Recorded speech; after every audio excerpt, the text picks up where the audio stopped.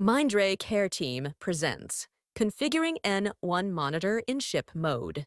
After turning the N1 on, select the Main Menu Quick key.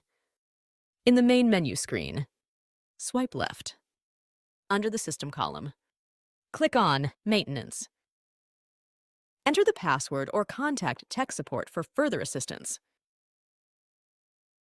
In Maintenance, Device Location menu will display.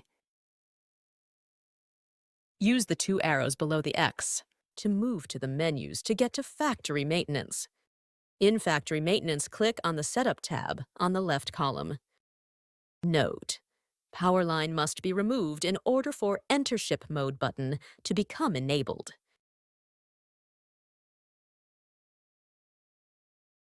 Click Enter Ship Mode button. Press OK on the warning message saying monitor will enter ship mode after power off. Shut down the N1 monitor.